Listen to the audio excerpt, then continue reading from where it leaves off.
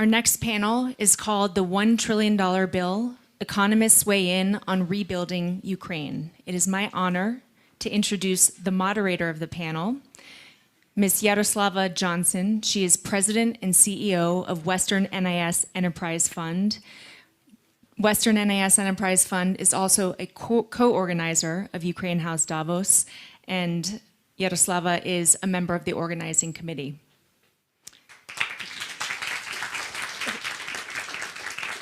Thank you, Alexa. I ask the panelists to come on stage. Okay, please.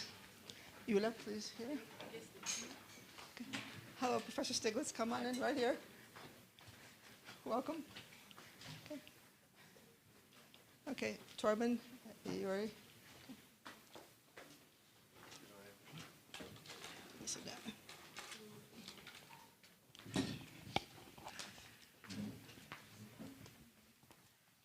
I'm pleased to welcome all of you to today's panel, the $1 trillion bill, Economists Weigh In on Rebuilding Ukraine. The goal of the panel is to discuss the challenges and considerations to rebuilding Ukraine after the war. And we have a stellar panel for you today. On my far right is Torben Becker, economist and director of the Stockholm School Institute of Transition Economics. Professor Becker, educated at Stockholm School of Economics, has worked and published policy reports in Ukraine. Next to him is Yuri Hordnichenko, Quantich Presidential Professor of Economics at the University of California, Berkeley. He's educated at Ukraine's Kyiv-Mohyla Academy University and the University of Michigan. And Professor Hordnichenko is a prolific researcher and writer on Ukraine's economy.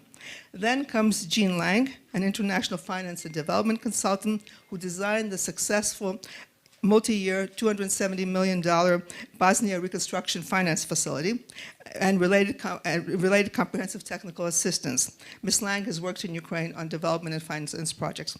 Then comes Joseph Stiglitz, an American economist and professor of economics at Columbia University, recipient of the Nobel Memorial Prize in Economic Science in 2001. Professor Stiglitz was also Senior Vice President and Chief Economist of the World Bank and former chairman of the U.S. Council of Economic Advisor.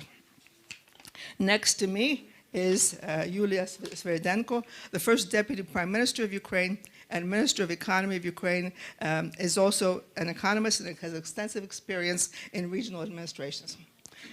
Let me tell you why I'm interested in this particular panel, this discussion. I am head of Western NIS Enterprise Fund, which was created and funded by the US government in 1994 with the mission of building Ukraine's market economy and by fostering growth in small and medium businesses. For the subsequent 28 years, we fulfilled this mission steadily, contributing to improvement of Ukraine's market economy, investing $186 billion in SMEs, providing livelihood for over 30,000 citizens, spinning off a venture capital fund, and contributing to the development of business climate that attracted over $2 billion to the region. In 2015, we expanded to provide technical assistance to Ukraine in the form of export promotion, local economic development, impact investing, as well as economic leadership. There were hiccups and delays along the way as we fulfilled our mission, but on the whole, we were successful. We accomplished a lot. And our mission is not completed in February 24th of this year. There was still much to do, but work came to a halt as Russians started to shell Ukrainian cities. For the past 90 days, we and the rest of the world watched as Ukrainian cities were devastated, and most of us could not imagine how and when they could possibly be rebuilt. Yet yesterday, the mayors of Bucha and Chernihiv came up to me at this forum and asked me and told me that they had cleaned up virtually all the debris in their towns and they were willing to rebuild the economy. What can I do to help them? And I heard today that even the mayor of Mariupol, Vadim Boychenko, is already creating a plan for rebuilding Mariupol once it's freed from Russian occupation. So it raises a lot of questions. How do you start? Where do you start? What do we do? And what are we going to accomplish? And how long it's going to take? So let's get started. Torben, you're the lead guy here. You were working on a team with other economists. Let me tell you who they were. Make sure I know, don't forget anybody. There is Yuri Hordnichenko is right next to you. There is Barry Eichengreen, Sergei Guriev, Simon Johnson, Timofey Milovanov, Kenneth Rogoff, and Beatrice Wetter-Demaro. And all of you developed a blueprint for the reconstruction of Ukraine. Many of us have only heard about indirectly, perhaps you could explain what the genesis was of this blueprint and what you included in it, what was important to do. Thank you, Jaroslava, and of course, thank you for inviting me to this discussion here today, and to everyone here at the Ukraine House in Davos. A first small note to this report is that Yuri got all of us engaged in this project, and this was written almost 2 months ago now, well before I think most people would have started to think about the whole reconstruction process. But the thought here was really to get this process going and having something that we can discuss with key stakeholders, with you here today, politicians in our respective countries, both in Ukraine, I'm from Sweden, in the EU, etc. So the background was really to have a good plan that can sort of set the stage for a more general discussion and take up some things that we think would be important in the process of this reconstruction of Ukraine. So I mean, I think the report contains a lot of different things. I'm going to tell you a little bit about how we estimate costs and where those numbers come from, and how we see the reconstruction in different phases. And then Yuri will cover the more interesting institutional setups and who is going to be doing what in this process as far as we outline it in the report. But again, please remember this was written quite a few months ago. Things have happened, but I think this can still serve as a starting point for some discussion. So that's how I would introduce the report. Let me then start to the title of the talk we're having here.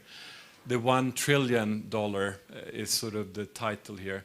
If we start at more modest estimates, we saw here the numbers, damaged infrastructure, I think, was cited here at 63 billion US dollars. The Kiev School of Economics, where both Yuri and I myself have been engaged in for many years, their latest update on this number is a bit more than 95 billion US dollars. And then we're just thinking about infrastructure that has actually been documented and collected. So they don't just grab a number out of thin air, they actually count the residential buildings, the roads, the cars, all of these things that we can put a reasonable price tag on at least to arrive at this number. So I would say we can think of this as the $100 billion sort of part where we are at now. But remember that for every day that this war goes on, we're going to add several billion US dollars worth of damage to just infrastructure. So that's sort of that number in perspective. When you start to talk about the $1 trillion question, you need to think about everything else that is lost or destroyed in a war like this. So, of course, when we start to think about Ukraine losing maybe half of its GDP in this year, that in itself would correspond to roughly $100 billion extra if you think about what GDP numbers were before the war. So, you know, that's another big number to keep in mind. Then, of course, we have seen all the pictures. It's not only buildings that are destroyed, lives and people's relatives, families, etc. Putting a number on this, someone else has to come up with that number. I cannot really put my head around that, but it's certainly a big number. But so if we think about then how should we come to the next stage where we know that parts of Ukraine we are already cleaning up sort of some of the war damages and we need to get the reconstruction process going. What we have in this report is that we look at several stages of reconstruction and actually starting already today and doing some emergency responses already while the war is going on. So I mean, we cannot forget about, you know, the fact that the war is going on, so we need to focus now on all of the medical, food, fuel, all of these emergency responses should be part of what the international community can contribute with. And then in the next step, we're thinking about rapid reconstruction of critical infrastructure. We all understand that you need your roads, your hospitals, your water facilities, all of these things that make a country run. We need to get that in place, and that's probably going to be another, 6 months to 2 years, just getting some of this critical infrastructure back. And then, of course, when we look ahead, it's really about rebuilding better in Ukraine and creating sort of a better and more modern infrastructure for Ukraine to be part of, this European transformation that we're looking forward to. And thinking about reconstruction, not only about infrastructure, but about institutions and technologies to help sort of this green transition and all of these other things that we think are going to be important in the future of Ukraine. So I'll probably stop there, so I'm not taking too much of the time here. Ukraine was damaged in different ways in different parts of the country. The East was, Ukraine was damaged in different ways in different parts of the country. The East was more devastated, and Central, the West was somewhat damaged. Is there any way this reconstruction plan has to be phased or staged from one part of the country to the other, or what's your vision on that? Yeah, absolutely, and that's also part of the report, that of course, in the western parts, further away from the front line, more of this reconstruction can start now. We can also think about, people have been relocated within the country, building housing for people in safer places as a first response, and then thinking about what can we do as we move closer to the front line. Because as we all know, there's going to be more intensive fighting still in some regions, but in other regions we can certainly move in and do a little bit of more long-term thinking already now. Okay, good, thank you. Yuri, it's clear that the effort to rebuild is going to take some time, especially to create the foundations for a free and prosperous Ukraine that's free of its Soviet baggage, which to this day, until the war still existed. How do you envision this happening, and what do you think is the way that should be organized? Thank you. That's a terrific question, and I would like to echo what Toby said earlier today, that it was a collective effort to write this report. Many people contributed, and I was just one of many people who did this report. Well, we saw huge damage. It's really heartbreaking, and we have to ask ourselves two questions. One is how we're going to get money, and the next panel is going to elaborate on this. I'll just say we have several sources potentially. One is bilateral aid. We know that the US government, the EU government are willing to contribute very significant sums of money to reconstruct Ukraine. Already we've heard that European Union is willing to pay for the majority of the cost. Hopefully this is going to come along. We also have potential funding from multilateral financial institutions. Think about the World Bank, the IMF, the European Bank for Reconstruction and Development, the European Investment Bank. These institutions can give us loans, they can give us technical assistance. That's a great source of knowledge and funding, but we should understand that these institutions should not be leading the reconstruction of Ukraine. A, because they focus on loans. This is not a great source of funding for a country that is destroyed in this war. And B, some of the shareholders for these institutions are not really particularly interested in making Ukraine a success story. And so we should not rely on the World Bank or the IMF as being a committed agent interested in rebuilding Ukraine. We also have private funding, which is available to Ukraine. We know Ukrainian diaspora played a very important role. Many people donated very generously to the Ukrainian causes, and I hope this flow of resources will continue in the foreseeable future when we need to rebuild hospitals, schools, roads, and so on. We also have a potential to get seize Russian assets. I'm not sure about how the legal structure of this is going to play out, but potentially there is a path to get access to those resources. And also there may be an ongoing reparation-like payment when, again, if we use history as a precedent, when we look at reparations made by Iraq to Kuwait, there was a tax on Iraqi exports, and this attacks was going on for 30 years, and cumulatively Iraq paid $50 billion to Kuwait. And Kuwait was a very rich country, much smaller than Ukraine.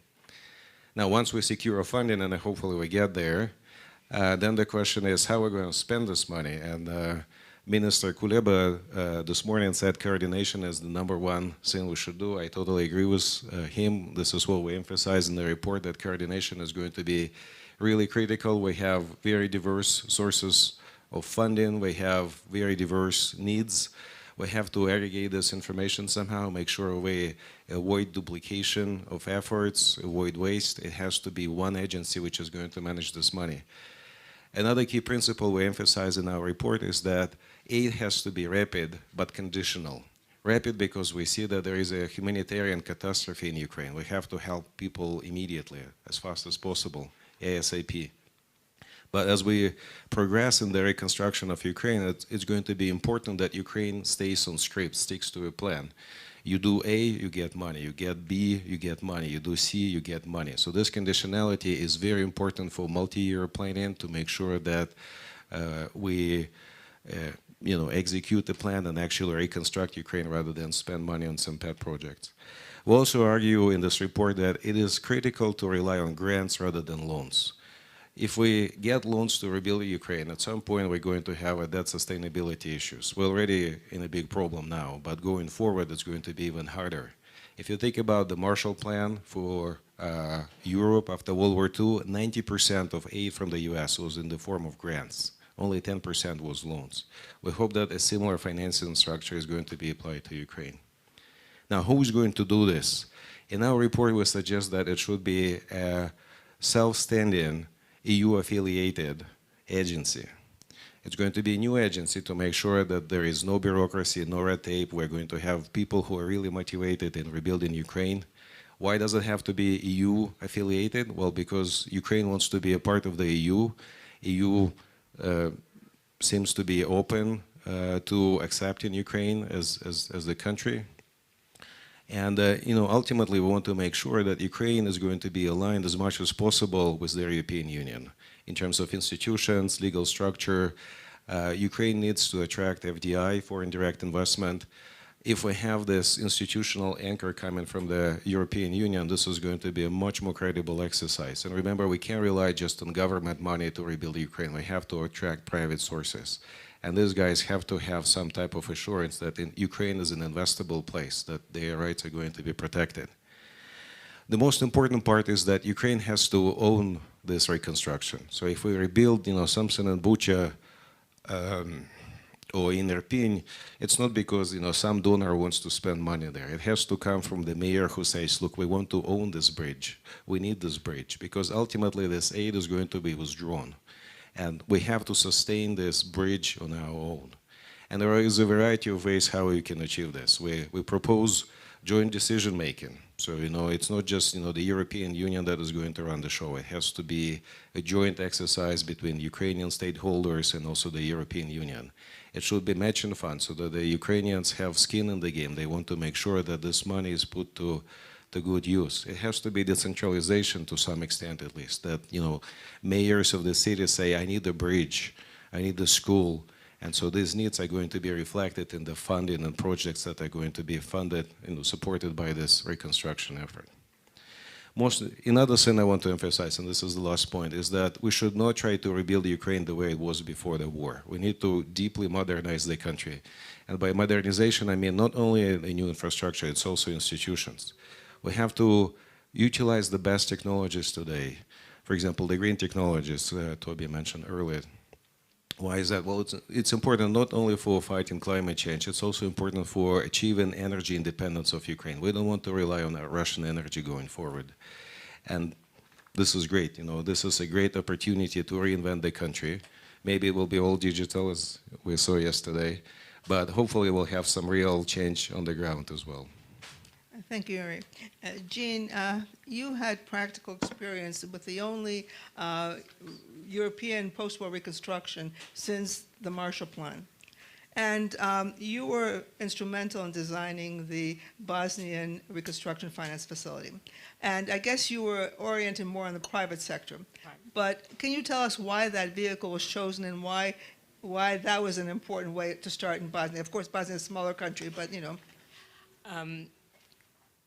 I guess in the context of a lot of discussion here, reconstruction probably is not the right word, because it was a $268 million lending program, a grant to the government of Bosnia, deposited in a dollar account in the US, and served also as balance of payment support, a US pledge, part of the IMF requirements to build up monetary reserves. So the main goal of the facility was to provide immediate liquidity to the economy through funds channeled through the banking system to the commercial and industrial sectors in support of, I was going to say, and I just scratched it out, reconstruction. How about economic revitalization, and particularly immediately to create jobs for returning refugees, demobilizing soldiers, and the general population. That's written into everything. I'm quoting from all of the documents. And to do this with transparency and accountability. So there are a lot of features of this program that may seem intrusive and may not be needed in Ukraine, because post-war Bosnia in 1996 was just at the beginning of the economic transformation to a market economy. And the banking system was fragile, is an understatement. It was basically insolvent and illiquid, huge problem loans, and staffed by people who had never made loans looking at credit risk. So what did we do to meet these constraints and challenges? The first thing we did was to confirm that the banks were in such bad shape, and a team in January of 1996, Dayton was signed in December of 1995, a team of US bank regulators with great recent experience in the S&L crisis went and looked at 8 to 10 Bosnian banks chosen in conjunction with the World Bank and others to confirm what shape they were in, and confirmed everything I just said.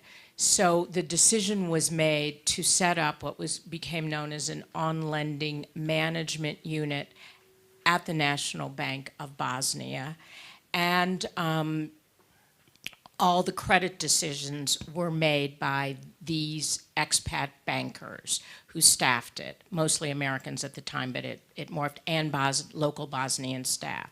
But of course, they had no idea about the Bosnian commercial or business landscape. So the banks really played an integral role as agents.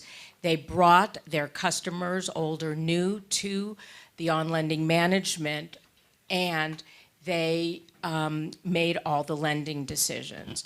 And the banks were agents. They got paid fees for loan origination, for monitoring the loans and connecting the loans. And in terms of accountability, there was a concurrent audit that the banks that were eligible to participate, and they had to meet certain conditions to participate, and the enterprises agreed to be audited on a regular basis. And that was done through a USAID contract with an accounting firm. And you probably won't be surprised to learn that, guess what? There was evidence of fraud and insider lending, but it was caught really quickly, therefore building confidence that this program could actually achieve its objectives to revitalize the private sector, get the economy going again, and get job creation. And I'm sorry to use notes, but I did this 25 years ago, and it's not totally fresh in my head. So the program was designed, approved by USAID, and the Congress had to appropriate the funds, and became operational in 6 months, which is pretty good. And it had the full support of the Bosnian government. 3 years later, 425 loans had been made worth $141 million, creating or sustaining over 15,000 new jobs. At the end of the program, 3 years later, more loans had been made, 35,000 jobs sustained or created. But according to an audit of the program, the firms that got loans accounted for 50% of Bosnian exports, and Minister Kuleba was talking about the importance of exports. So, and then the other thing is the facility was both transactional, getting the money out to the economy quickly, but also focused on economic governance and capacity building in government institutions, participating banks, and enterprises. So, for example, there was lots of training at the participating banks. Not sure that would be necessary in Ukraine. The program helped settle a regulatory framework for it, and borrowing enterprises got lots of assistance to rebuild their supply chains, to find new markets, domestic and external, because everything had been disrupted during the war. Trying to think of some other aspects that might be, I know, one of the important things, Dayton mandated that a currency board be set up in Bosnia, and the Deutschmark became the currency. That meant lending was in Deutschmark at a commercial rate, Deutschmark LIBOR plus 400 basis points. But in Ukraine, if the lending would be in hryvnia, there would be an interest rate issue for borrowing enterprises. So that's just something to think about. The other thing is the terms of the loan, 1 to 3 years, and the target, I should mention, the target market was, of course, small and medium enterprises, near and dear to USAID's heart. But in the design of the program, since job creation was extremely important, we decided to be non-ideological and practical, and we lent to state-owned enterprises during the first couple of years, because they were the ones that could employ the most amount of people or re-employ people. But they had the only state-owned enterprises that got loans had to show some sort of commercial viability. And then, do I have one more second? One of the interesting things is many of the state-owned enterprises decided they did not have to repay their loans, because why would they have to repay their loans? And we got agreement with the government to sue them in criminal court, and we won, which sent there's a good side to this story of they're not paying, which sent a good message that if you borrow money, you have to repay if you can. Jean, are there any lessons you think you can draw from the Bosnian experience that Ukraine could maybe apply to Ukraine? I know the size. Well, I think the size is different, but like in terms of returning refugees, the percentage of the population, maybe even more in Bosnia, that were refugees, because it's a smaller country and everybody became displaced during the fighting. But I think flexibility in design, we were constantly looking at it and changing. When could we stop lending to the state-owned enterprise? When could we focus on small and medium enterprises? How to really help them through technical assistance and the legal and regulatory framework. Thank you. Professor Stiglitz, you've heard all of this, and you have a long experience in the World Bank. How do we handle this now? How do we jumpstart the economy? How do we work through all this? It's really hard. It is hard, yes. It's very hard. And let me begin with just a remark. Wars are expensive. I've always, when the United States got into the war in Iraq and Afghanistan, which was a war of our choice, I said, that was really foolish. And I wrote a book called The $3 Trillion War. It was really, we chose that title because we didn't want to seem to be exaggerating. The true cost was well over $3 trillion. And that was the cost of the United States, not to Iraq and Afghanistan. If we had added those numbers in, just to mention one number which highlights, if you ask how much is the U.S. going to pay for the health care of the U.S. returning soldiers, troops, it's about $1 trillion. So just for the health care and of the people who've been traumatized, destroyed, losing limbs and all that, it's $1 trillion. So that gives you these numbers of $1 trillion bill. To me, are Not too large. not too large. I mean, now the other point that's already been mentioned, but President Biden, in trying to talk about getting out of COVID-19, coined the slogan "Build Back Better," and I think that is part of what you've talked about, and has to be part of what the agenda is, particularly because Ukraine was not fully through the transition from the Soviet era to a modern market economy. There were a number of institutional problems. You still don't have a competitive economy didn't have in many dimensions. I won't say too much about the oligarchs, some of whom are floating around here. I don't know if they're in this room, but some of them who've used their money well, but I suspect not all of them. There are, when the transition from communism to a market economy began, I emphasized a lot what I call the soft infrastructure, the institutional infrastructure, making sure that you had good competition laws, corporate governance laws, a whole set of laws. And I think many of the failures in that transition were because there was a blind faith that if you just privatized, you would wind up with a market economy. And what I pointed out was, people like Rockefeller were not the strongest advocates for competition laws. You create an oligarchy, and the political dynamics make creating a vibrant market economy more difficult. So I think this is a chance to think intimately as you think about the hard infrastructure, the visibility of which is so clear. Also to think about the less visible soft infrastructure, and I'm glad in your report you talked about that. Some aspects of this transition are a transition that all of our societies are going through. The green transition, the digital transition, transition from a manufacturing economy to a service sector economy.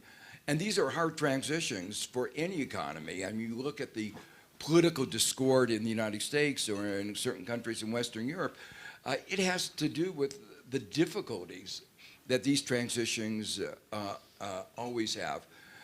Now, obviously, one doesn't like to have one's transition forced upon one in exactly the way that it has been forced by these events.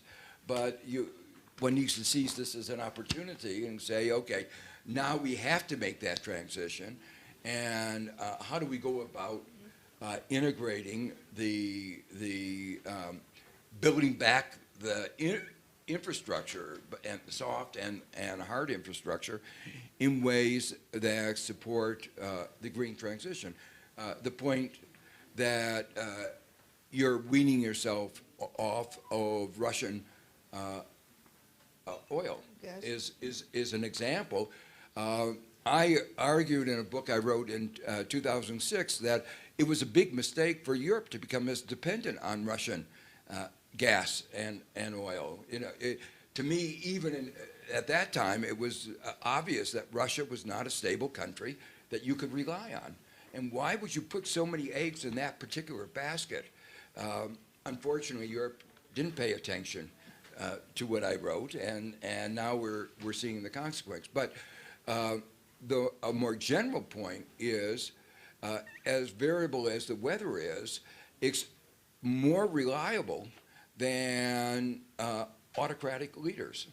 And most of the oil is in the hand, and fossil fuels are in the hands of authoritarian governments, whether they're in the Middle East or in Russia. And economists refer to this as the natural resource curse. There's a whole theory about why that is so, but it is the reality. And so the argument for moving to renewable energy is, I think, compelling. And the good news is that in the last 10 years, the price of renewables has come down so dramatically that it's actually even more as efficient as using the old fossil fuels. There are just a couple of other points I want to make. One of them is, there's reference to the enormous downturn in the destruction of GDP this year. Whenever you have that kind of economic downturn, restarting the economy is difficult. We've been talking about how COVID-19, we shut down the economy and we're trying to restart it, and we're getting all kinds of supply side interruptions. I think one has to think about, as you think about your reconstruction plan, to think about how that will play out. That the normal, the market economy works well when things work well and makes good adjustments from year to year, but it's terrible in moments of massive reconstruction or massive restructuring or in restarting. And our market economy isn't doing very well in the United States in trying to restart from COVID-19, even though that's a much smaller disturbance than what you've been through. So I think one has to be attentive to the limitations or the challenges maybe that you will have to face as you try to restart the economy. And that includes what's happened to the financial institutions. People who borrow money are not going to be repaying it. Some of them, just if they're not in the country, their businesses have been destroyed. There's going to be a very significant problem to your financial. So even banks that were viable before the war are now going to have bad debt, and they'll have to do something with the bad debt before That's they right. could be healthy again. And you have to look at that as a systemic problem as part of the reconstruction, and that's an example of an institutional problem that is created by a 50% reduction in GDP. And the longer the war goes on, obviously, the more serious that is. The same thing in the agricultural sector. There's been, in certain parts of the country, massive disturbances. Firms will be out of business. You have to add, even something, quote, as simple as agriculture, there are supply side chain problems. You have to get credit to the farmers. You have to get fertilizer. Oh, you have to get fertilizer to the farmers. You have to, they need critical inputs. And you can imagine in more complicated products, how many more inputs. So one has to think as you emerge from the war, restarting the economy is going to be a challenge, and you'll have to think about that. A couple other maybe smaller points, or maybe important. Trying to design programs that reconstruction, infrastructure programs, any of that kind. There are a whole variety of concerns. On the one hand, you don't want waste and fraud. Mm-hmm. On the other hand, speed is important. If you don't have water, if your water, as one example, if waterworks have been destroyed and people can't get water and they're going to be dying from disease, you ask, is it better to make sure that every box has been checked, that it's it's more important to get something done quickly, and you make trade-offs. When we responded to COVID-19, in United States and Western Europe, the decision was made that it was more important to get money out to protect the vulnerable people than to make sure the program was designed perfectly. And the programs were not designed perfectly.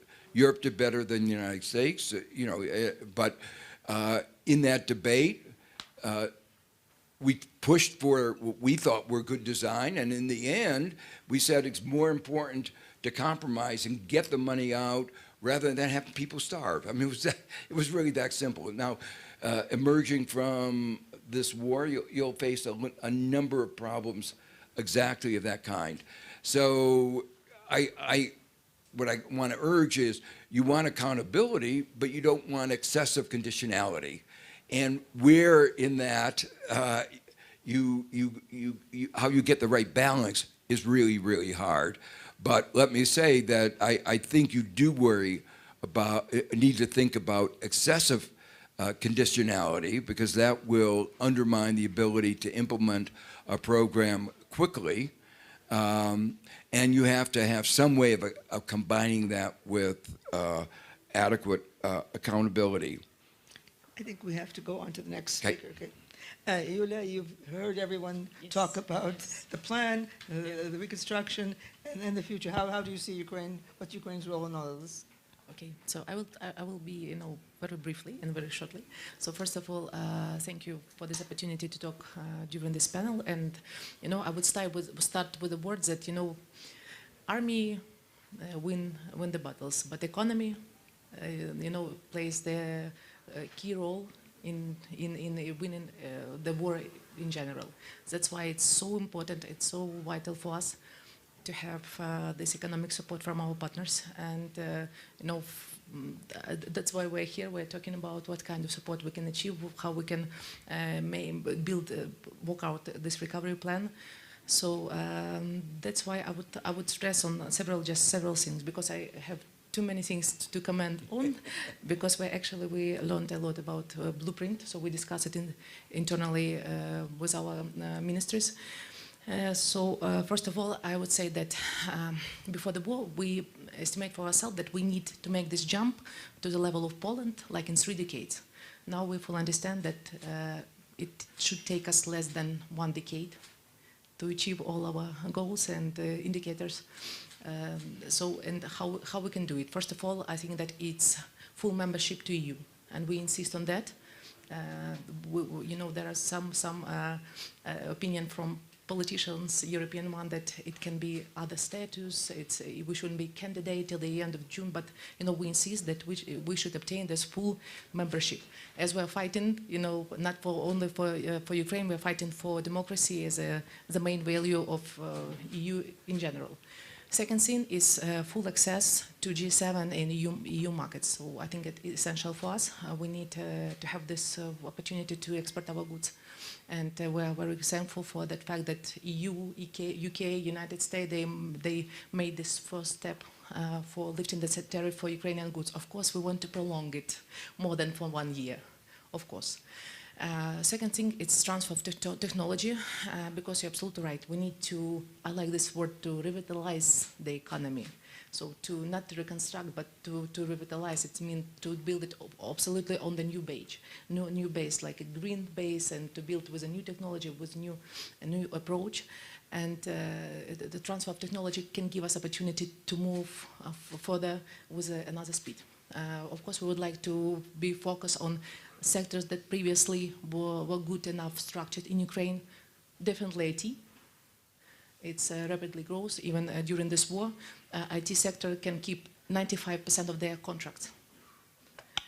Second thing, I think it's agricultural sector. No doubt that we're leaders in this, but of course we need to go deeply to processing. As you know, with the situation with the blocks of the seaports, we understand that we need to find the way how to decrease the volume of import, but not losing the value of export. And that's why it's extremely important to go deeply to processing. And we have ambitions to be the country that will provide a food safety for the whole world.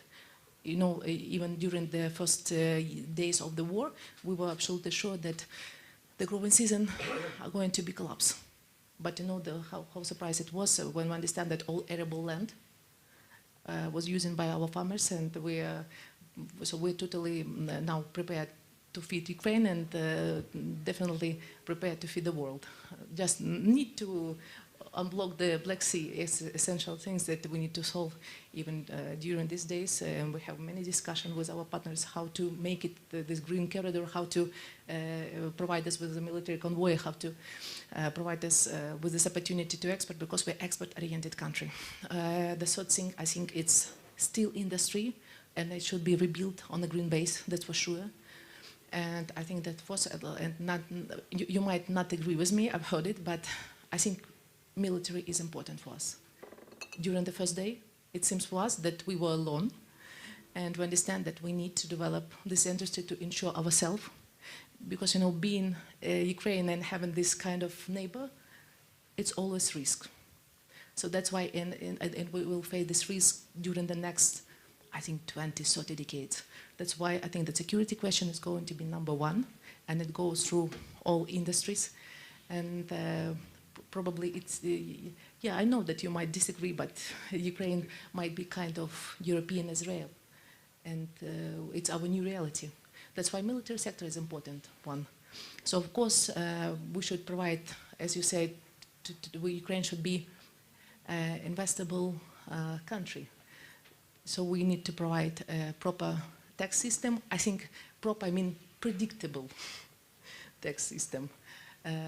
We should provide proper development of the soft institution that is not the less important than building a physical, to make a physical reconstruction itself.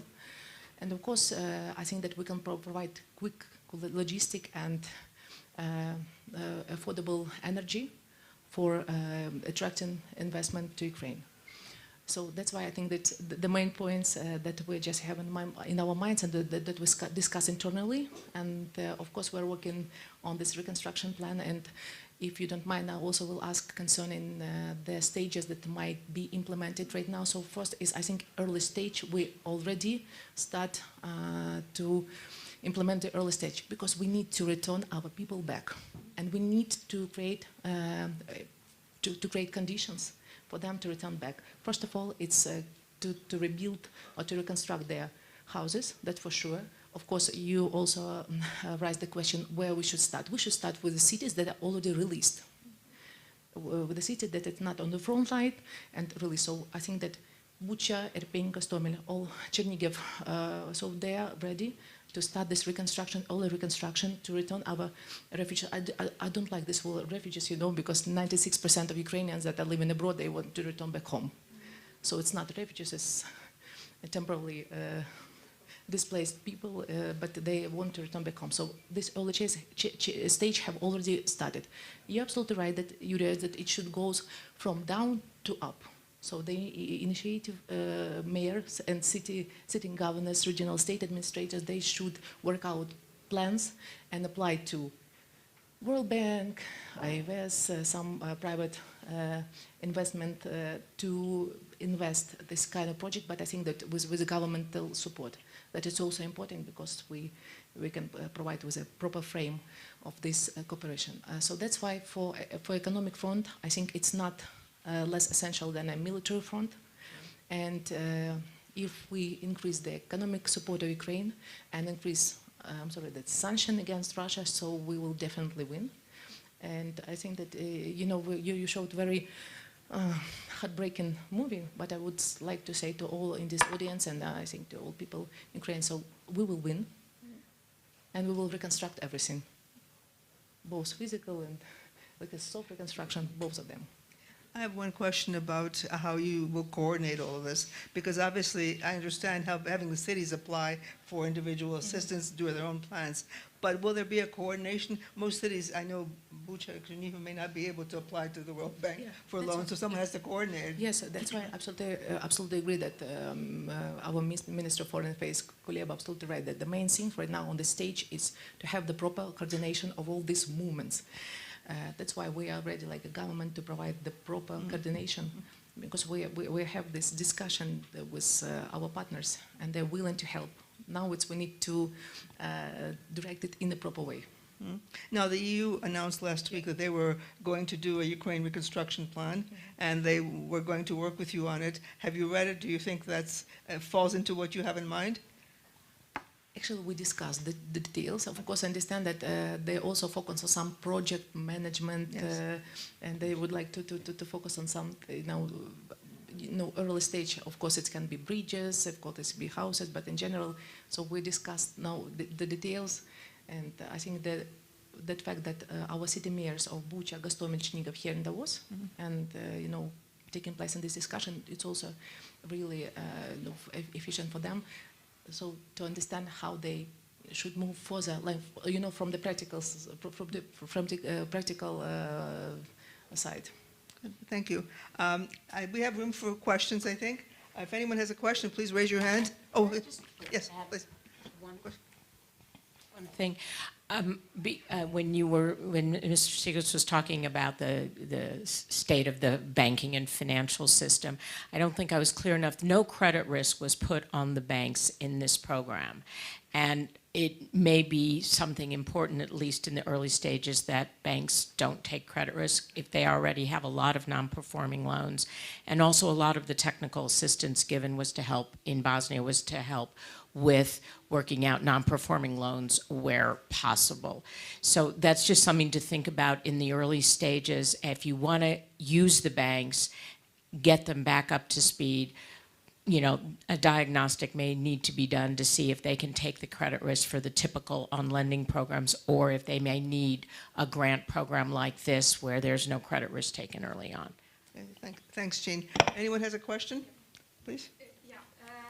First of all, thank you for this panel. It seems to me that this topic is extremely important. And I wanted to ask you one thing, because it takes time to rebuild. We have 8 million people internally displaced who are already located in the western and central Ukraine. So it seems to me that the speed is extremely important. So I'm asking, the support of the government also to talk about those cities which are safe now. We have a lot of people, and we are able to create jobs in that cities at the moment. And we are, as Promprylad Renovation in Ivano-Frankivsk, we are already doing that, and we are ready for cooperation, collaboration, and we are actively engaging with the city council. Thank you. Actually, as I told you, so we're absolutely ready to start the recovery right now, and we already just make some working plans and engineering projects because it's, the question number one, from economic point of view, from human point of view, because from economic side, there's 8 people, it's a labor that need to return back because we need our economy run. It might sound like a miracle, but it's interesting that all like essential systems are still operating in a proper way. Banking system are working, IT, retail chains, but we need more.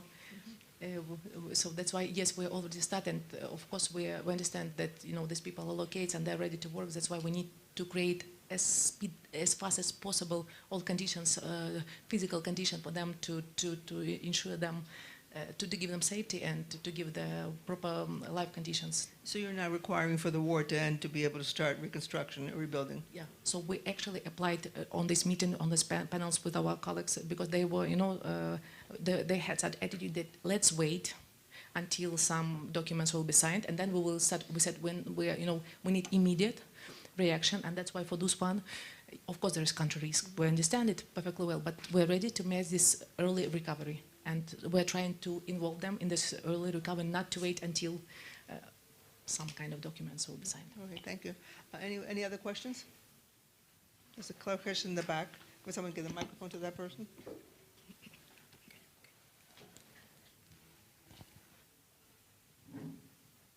Я вас вітаю. Я думаю, що буде великою повагою до української нації, якщо я українською задам вам питання. Візьметься хтось перекладати? Хтось, да? Якщо я. Да, дякую.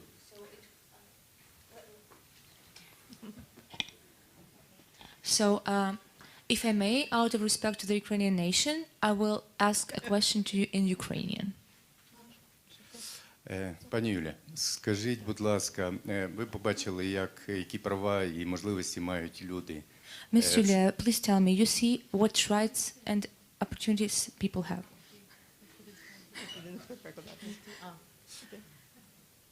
Можу, так. Ви бачили, які права і можливості мають люди тут в Швейцарії, як вони вирішують своє життя, і як вони відносяться до того, як облаштуватися. Ми маємо зараз таку ж тенденцію, нам треба облаштовуватись, поновляти все. Як ви думаєте, отримують в Україні громада, люди безпосередньо напряму можливість впливати на те, як вони хочуть відродитися і що вони хочуть зробити?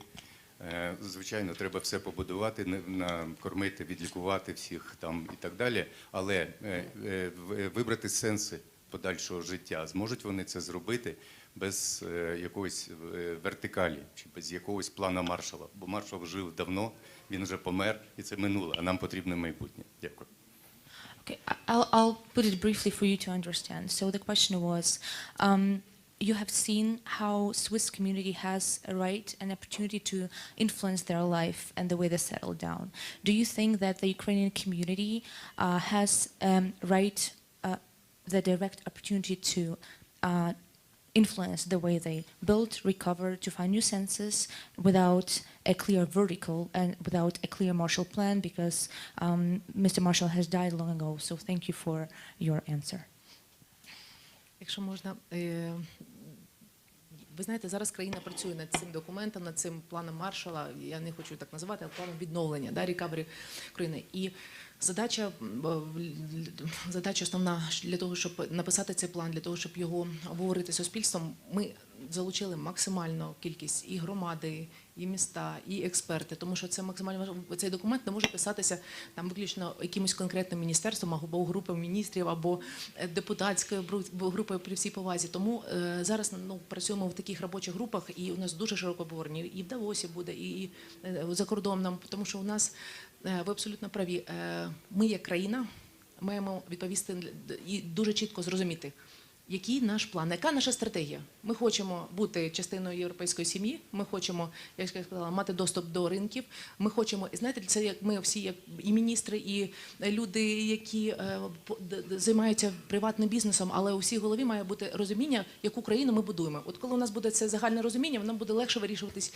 якісь питання. Для нас другорядні речі не будуть мати, будуть менш важливі, ми будемо фокусуватися на нашій цілі. От допоки ми такий план, він не має бути там на 300 сторінок, це має бути зрозуміле абсолютно бачення нашої країни з розумінням того, які ми сфери розвиваємо, який у нас підход, хто наші друзі з військової точки зору, якщо ми можемо так казати, тому що ми зрозуміли, що це питання дуже важливе наразі.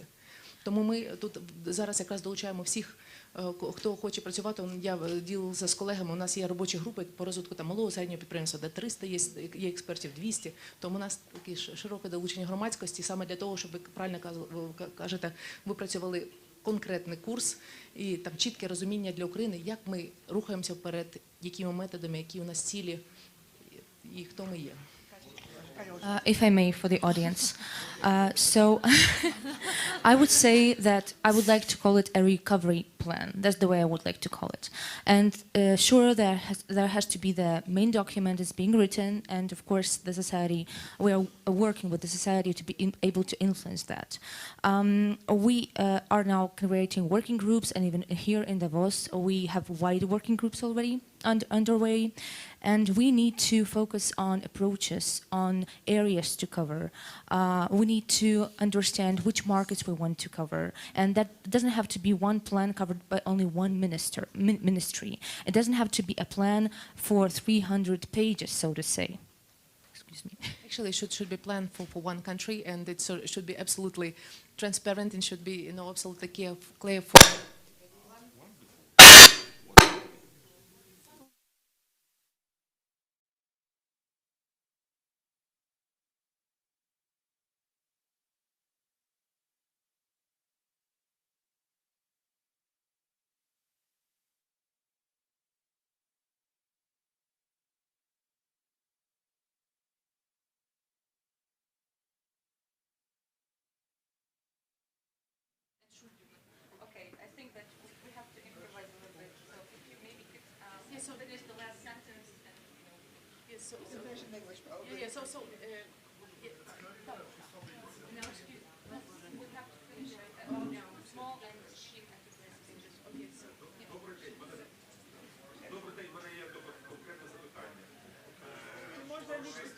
Можна англійською мовою запитатися?